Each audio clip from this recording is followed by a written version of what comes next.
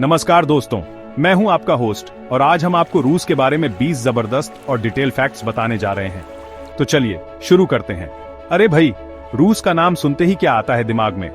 बर्फ, वो बड्डी बड्डी टोपियां और हाँ, वो डांस जिसमें पैर फैला फैला के करते हैं। लेकिन यार सच्ची बताऊं, रूस सिर्फ इतना ही नहीं है। ये देश तो एक पूरी पहेली है जिसके हर कोने में कुछ ऐसा छुपा है कि सुनकर आप भी कहेंगे वाह भाई वाह, ये तो पता ही नहीं था। तो कुर्सी की पेटी बांध लीजिए, क्योंकि आज हम एक ऐसे सफर पर निकलने वाले हैं जहां आपको रूस के वो रंग दिखेंगे जो शायद ही आपने पहले कभी देखे होंगे।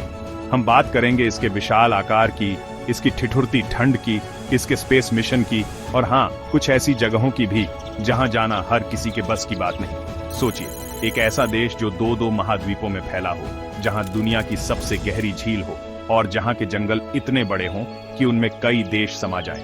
ये सब सुनकर थोड़ा तो जोश आ ही रहा होगा ना? तो बस पॉपकॉर्न ले आइए, चाय का कप थाम लीजिए और तैयार हो जाइए रूस की इस रोमांचक यात्रा के लिए। मैं आपको यकीन दिलाता हूं, इस वीडियो के खत्म होने तक आप रूस के बारे में इतना कुछ जान चुके होंगे कि अपने दोस्तों के बीच आप भी रूस के एक्सपर्ट कहलाएंगे। क्या कहते हो, शुरू करें फिर ये ज्ञान का भंडारा? अरे बिल्कुल करेंगे। तो चलिए, पहला फैक्ट आपकी स्क्रीन पर ये रहा। तो दोस्तों, पहला फैक्ट ही इतना धमाकेदार है कि सुनकर होश उड़ जाएंगे। रूस क्षेत्रफल के हिसाब से दुनिया का सबसे बड़ा देश है। जी हां, सबसे बड़ा। इसका एरिया लगभग 17.1 करोड़ वर्ग किलोमीटर है। अरे भाई, इतना बड़ा कि अपने इंडिया जैसे कई देश इसमें आराम से फिट हो जाए। सोचो जरा, एक कोने से दूसरे कोने तक जाने में ही कितनी जिंदगी निकल जाएगी। मतलब अगर सुबह दिल्ली से निकले तो शाम तक रूस के एक शहर से दूसरे शहर भी पहुंचना मुश्किल हो जाए। अगर गाड़ी से जा रहे हो तो यहाँ की जमीन इतनी ज्यादा है कि आप कल्पना भी नहीं कर सकते। कहीं ऊंचे ऊंचे पहाड़ हैं तो कहीं मीलों तक फैले मैदान, कहीं घने जंगल हैं तो कहीं बर्फीले रेगिस्तान। मतलब प्रकृति ने भी यहाँ कोई कमी नहीं छोड़ी है। इसे कहते हैं असली बादशाहत। जब भगवान जमीन बांट रहे थे तो लगता है रूस वालों ने सबसे बड़ी लाइन लगाई थी।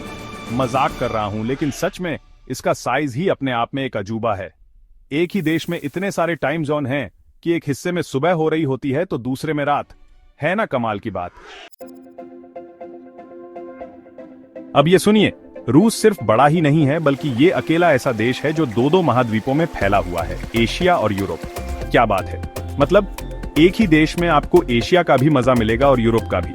रूस का करीब 77% हिस्सा एशिया में आता है और बाकी का 23% यूरोप में। अब सोचिए, वहां के लोगों को कैसा लगता होगा। भाई, आज मैं एशिया में सोकर उठा और शाम को यूरोप में डिनर करूंगा, पर रहूंगा रूस में ही।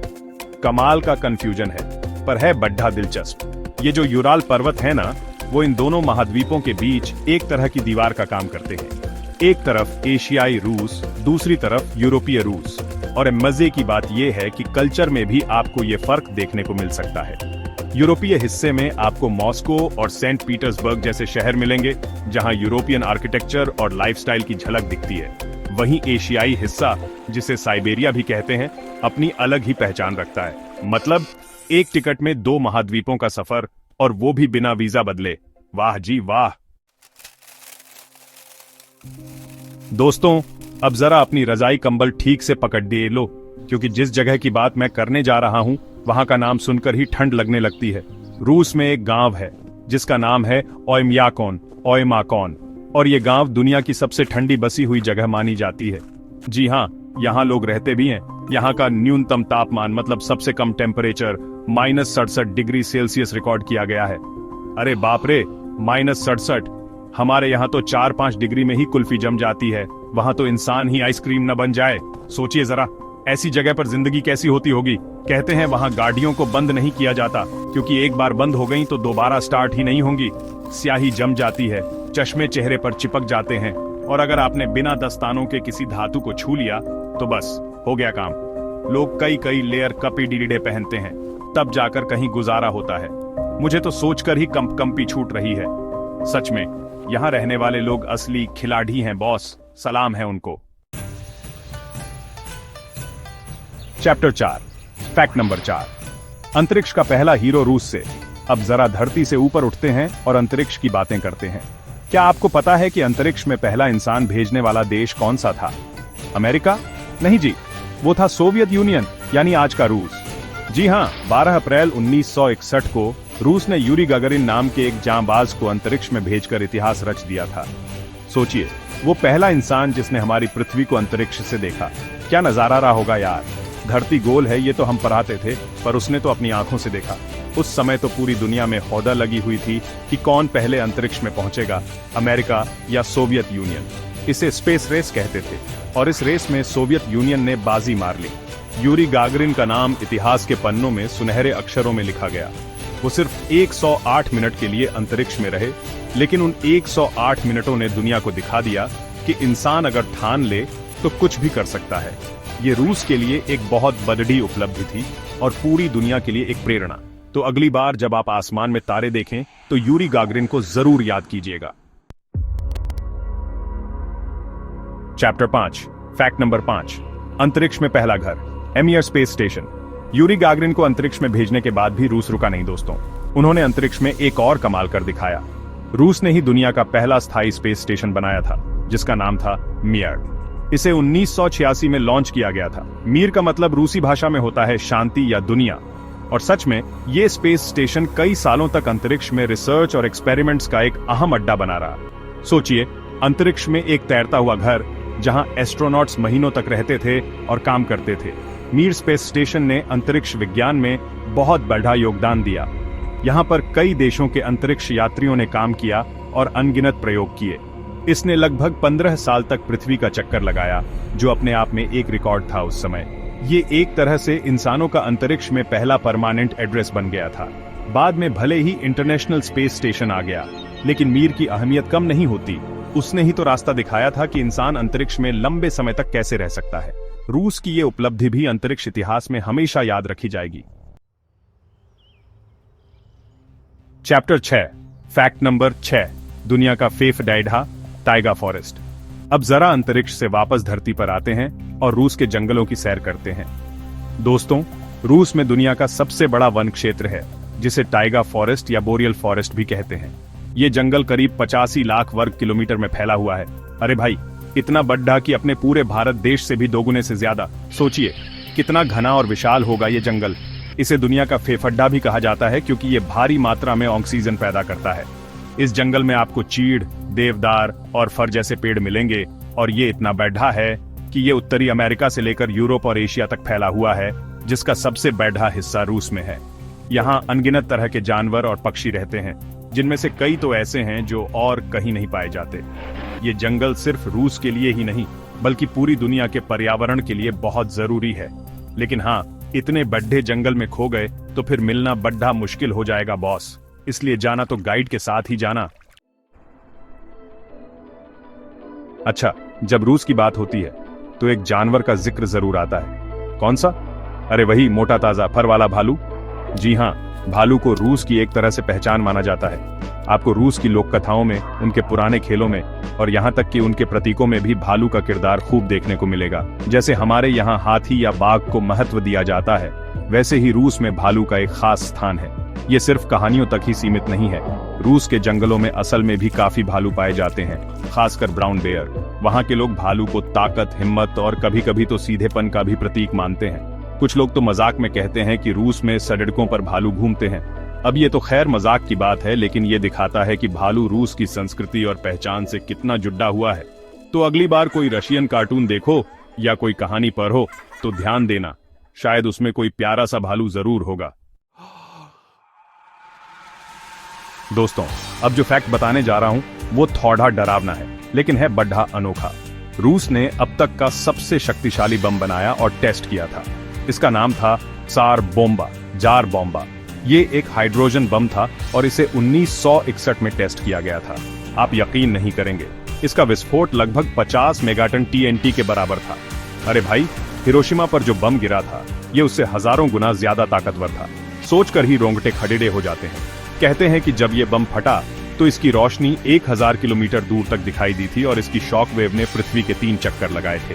यहाँ तक कि फिनलैंड और नॉर्वे जैसे देशों में भी खिड़कियों के शीशे टूट गए थे। ये बम इतना बड़ा और भारी था कि इसे ले जाने के लिए एक खास तरह का हवाई जहाज बनाना पड़ी रहा था। हालांकि इसे कभी युद्ध में इस्तेमाल नहीं किया गया और शायद अच्छा ही हुआ। ये बस दुनिया को अपनी ताकत दिखाने का एक तरीका था। लेकिन ये घटना इतिहास में सबसे बड़ा मानव निर्मित विस्फोट के रूप में दर्ज है। बाप रे बाप, ऐसे पटाखे तो दुश्मन को भी ना मिले। रूस की ठंड के बारे में तो हमने बात की, लेकिन एक और चीज है जो रूस के बेडिडे हिस्से, खासकर साइबेरिया को और भी ज्यादा ठंडा और अनोखा बनाती है। वो है परमाफ्रॉस्ट। परमाफ्रॉस्ट का मतलब है ऐसी जमीन जो कम से कम 2 साल या उससे भी ज्यादा समय से लगातार जमी हुई हो, मतलब बर्फ की तरह ठोस। रूस का लगभग 65% हिस्सा परमाफ्रॉस्ट वाला है। सोचिए, जमीन के नीचे कई मीटर गहरी मिट्टी, पत्थर, सब कुछ बर्फ में जमा हुआ। इस जमी हुई धरती पर घर बनाना, सड़कें बनाना या कोई भी कंस्ट्रक्शन करना बहुत मुश्किल होता है, क्योंकि अगर गर्मी में ऊपरी सतह थोड़ी पिघल गई तो सब कुछ धंस सकता है। और मजे की बात यह है कि इस परमाफ्रॉस्ट में हजारों साल पुराने जानवरों के अवशेष भी जमे हुए मिलते हैं, जैसे कि मैमथ। वैज्ञानिक इन अवशेषों से उस समय के जीवन के बारे में बहुत कुछ पता लगाते हैं, लेकिन अब क्लाइमेट चेंज की वजह से ये परमाफ्रॉस्ट पिघल रहा है, जो एक चिंता का विषय है, क्योंकि इससे पर्यावरण पर बुरा असर पीडीडी आ सकता है। फैक्ट नंबर 10, जंगल का राजा साइबेरियन टाइगर। अब बात करते हैं जंगल के एक ऐसे राजा की जो सिर्फ रूस के कुछ खास इलाकों में ही पाया जाता है। मैं बात कर रहा हूं साइबेरियन टाइगर की, जिसे एमुर टाइगर भी कहते हैं। ये दुनिया का सबसे बड़ा और सबसे ताकतवर बाघ माना जाता है। सोचिए, एक बिल्ली जो इतनी बड़ेडी हो कि उसके सामने बाकी सब बिल्लियां चूहे जैसी लगे। ये बाघ रूस के सुदूर पूर्वी इलाकों के घने जंगलों में रहता है, जहां कड़ाके की ठंड पड़ी रहती है। इनकी खाल मोटी होती है और उस पर धारियां भी बाकी बाघों से थोड़ी हल्की होती हैं, ताकि ये बर्फीले माहौल में आसानी से छिप सके। एक समय था जब शिकार की वजह से इनकी संख्या बहुत कम हो गई थी, लेकिन रूस सरकार और कई संस्थाओं की कोशिशों से अब इनकी आबादी थोड़ी सुधरी है। फिर भी ये अभी भी खतरे में है। इन्हें देखना किसी सपने से कम नहीं होता, पर भाई साहब, इनसे सामना हो जाए तो हालत पतली हो सकती है। ये सचमुच रूस की शान है और जंगल के असली बादशाह। फैक्ट नंबर 11, दुनिया की सबसे गहरी मीठी झील लेक बैकाल। दोस्तों, रूस में सिर्फ जमीन ही विशाल नहीं है, बल्कि यहाँ दुनिया की सबसे गहरी मीठे पानी की झील भी है। इसका नाम है लेक बैकाल। ये झील साइबेरिया में है और इसकी गहराई लगभग 1642 मीटर है, मतलब 1.5 किलोमीटर से भी ज्यादा गहरी। अरे भाई, इतनी गहराई में तो न जाने कितने राज छुपे होंगे। कहते हैं कि दुनिया का लगभग 20% मीठा पानी इसी एक झील में है। सोचिए कितनी साफ और पवित्र होगी ये झील। लेक बैकाल सिर्फ गहरी ही नहीं, बल्कि बहुत पुरानी भी है। ये करीब 2.5 करोड़ साल पुरानी झील है। यहाँ ऐसे कई जानवर और पौधे पाए जाते हैं जो दुनिया में और कहीं नहीं मिलते। सर्दियों में ये झील पूरी तरह जम जाती है और इसकी बर्फ इतनी मोटी और स्वच्छ होती है कि लोग इस पर गाड़ियां तक चलाते हैं। इसे साइबेरिया का मोती भी कहा जाता है। अगर कभी रूस जाने का मौका मिले तो इस झील को देखना तो बनता है बॉस। प्रकृति का ऐसा अद्भुत नजारा और कहां मिलेगा। फैक्ट नंबर 12, सपनों का सफर, ट्रांस साइबेरियन रेलवे। अगर आपको लंबी रेल यात्राएं पसंद हैं, तो रूस आपके लिए जन्नत है। यहाँ दुनिया की सबसे लंबी रेल यात्रा का अनुभव किया जा सकता है ट्रांस साइबेरियन रेलवे पर। यह रेल लाइन मॉस्को से शुरू होकर रूस के पूर्वी छोर पर बसे शहर व्लादिवोस्तोक तक जाती है। ये सफर लगभग 9,289 किलोमीटर लंबा है और इसे पूरा करने में करीब 7 दिन लगते हैं। सोचिए, 1 हफ्ता ट्रेन में क्या नजारे देखने को मिलते होंगे। ये सिर्फ एक रेल यात्रा नहीं है, बल्कि एक पूरा एडवेंचर है। ये ट्रेन कई टाइम जोन से होकर गुजरती है, अलग अलग तरह के लैंडस्केप दिखाती है, कभी शहर, कभी गांव, कभी जंगल, तो कभी विशाल मैदान। इस सफर में आपको रूस की असली आत्मा के दर्शन होते हैं। लोग इस यात्रा को अपनी बकेट लिस्ट में रखते हैं। खिड़की से बाहर देखते हुए रूस की विशालता और विविधता को महसूस करना एक अलग ही अनुभव होता होगा। मतलब अगर असली रूस देखना है तो एक बार इस ट्रेन में जरूर बैठना चाहिए। Chapter 13, fact number 13, nuclear power का जखीरा। दोस्तों, रूस सिर्फ साइज और खूबसूरती में ही आगे नहीं है, बल्कि सैन्य ताकत में भी इसका कोई जवाब नहीं। रूस के पास दुनिया की सबसे बड़ी न्यूक्लियर आर्मी में से एक है। जी हां, इनके पास करीब 6000 से भी ज्यादा परमाणु हथियार हैं। ये आंकड़ा सुनकर ही थोड़ा डर लगता है ना? मतलब अगर कभी इन हथियारों का इस्तेमाल हुआ तो दुनिया का क्या होगा, कोई सोच भी नहीं सकता। ये वो ताकत है जो किसी भी देश को दुनिया के नक्शे पर एक अहम खिलाड़ी बनाती है। ये परमाणु हथियार सिर्फ दिखाने के लिए नहीं है, बल्कि ये रूस की सुरक्षा नीति का एक बहुत बड़ा हिस्सा है। कोल्ड वॉर के समय से ही अमेरिका और रूस के बीच हथियारों की होड़ लगी हुई थी, और उसी का नतीजा है कि आज दोनों देशों के पास इतने सारे न्यूक्लियर वेपन्स हैं। हालांकि उम्मीद यही की जाती है कि इन हथियारों का कभी इस्तेमाल न हो और ये सिर्फ शांति बनाए रखने के एक डिटेरेंट के तौर पर ही काम करे। लेकिन हाँ, ये फैक्ट रूस की ग्लोबल पावर को जरूर दिखाता है। चैप्टर 14, फैक्ट नंबर 14, मॉस्को, जहां बसते हैं अरबपति। अब जरा रूस की अमीरी की बात कर लें। रूस की राजधानी मॉस्को को दुनिया के उन शहरों में गिना जाता है जहां सबसे ज्यादा बिलियनियर यानी अरबपति लोग रहते हैं। जी हाँ, यहाँ आपको एक से बढ़कर एक रईस लोग मिलेंगे। मॉस्को सिर्फ रूस का राजनीतिक केंद्र ही नहीं, बल्कि ये बिजनेस और फाइनेंस का भी बहुत बड़ा हब है। यहाँ की ऊंची ऊंची इमारतें, महंगी गाड़ियां और शानदार लाइफस्टाइल देखकर कोई भी दंग रह जाए। कहते हैं कि मॉस्को में पैसा पानी की तरह बहता है। यहाँ के शॉपिंग मॉल्स दुनिया के सबसे आलीशान मॉल्स में से हैं, जहाँ आपको हर बढ़ा ब्रांड मिल जाएगा। यहाँ के रेस्टोरेंट्स और नाइट क्लब्स भी अपनी शान और शौकत के लिए मशहूर हैं।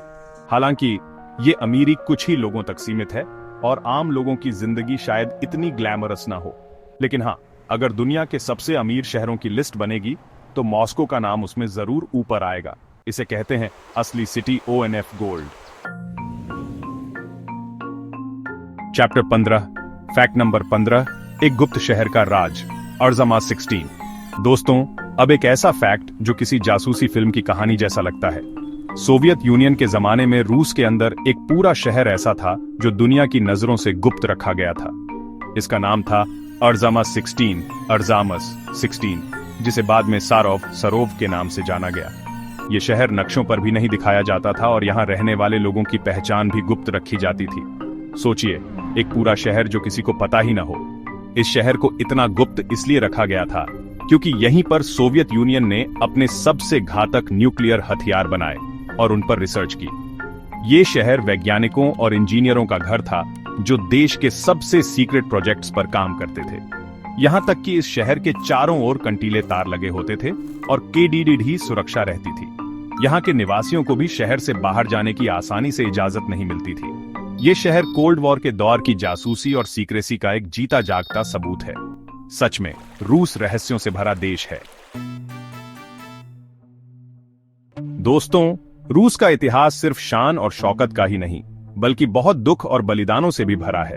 सेकेंड वर्ल्ड वॉर यानी दूसरे विश्व युद्ध में किसी भी दूसरे देश के मुकाबले रूस, तब सोवियत यूनियन, ने सबसे ज्यादा जानें गंवाई थीं। अनुमान है कि इस युद्ध में रूस के करीब 2 करोड़ से भी ज्यादा लोग मारे गए थे, जिनमें सैनिक और आम नागरिक दोनों शामिल थे। सोचिए, 2 करोड़। ये आंकड़ा इतना बड़ा है कि कल्पना करना भी मुश्किल है। इस युद्ध ने रूस पर बहुत गहरा असर डाला। हर परिवार ने किसी न किसी अपने को खोया था। शहरों के शहर तबाह हो गए थे और अर्थव्यवस्था बुरी तरह चरमरा गई थी।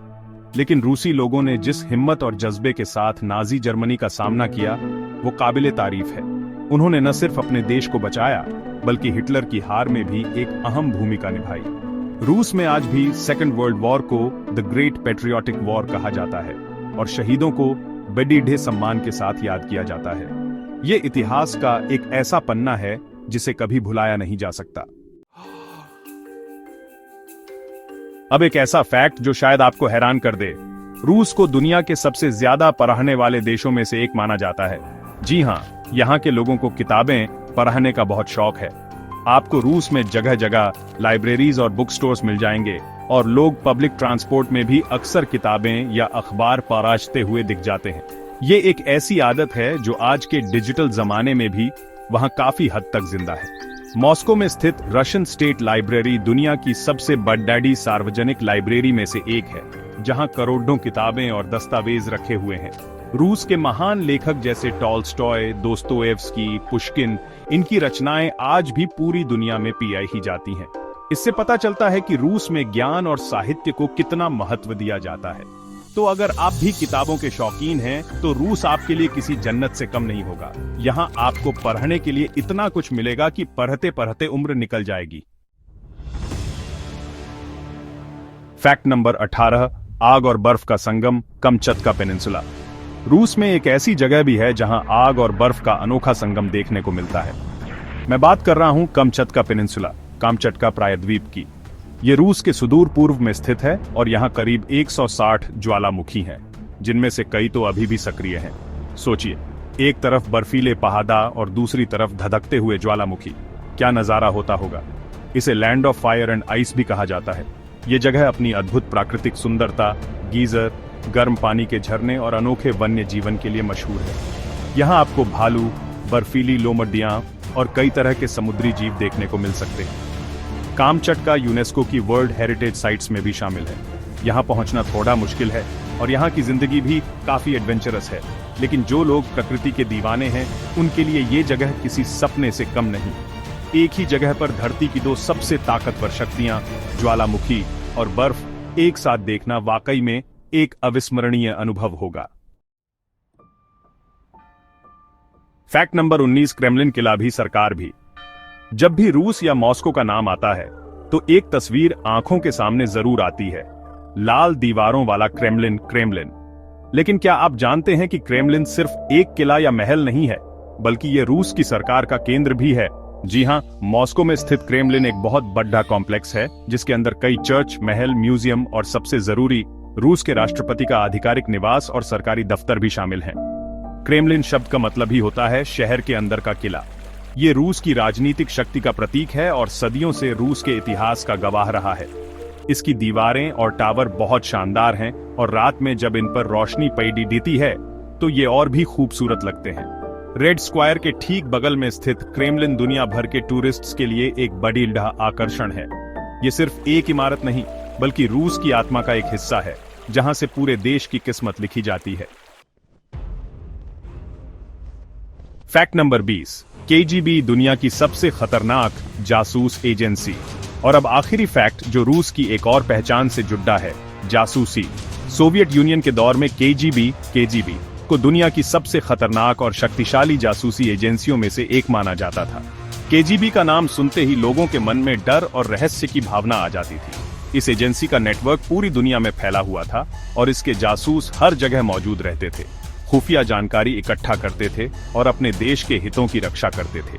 केजीबी सिर्फ बाहरी जासूसी ही नहीं करती थी, बल्कि देश के अंदर भी विरोधियों पर नजर रखती थी।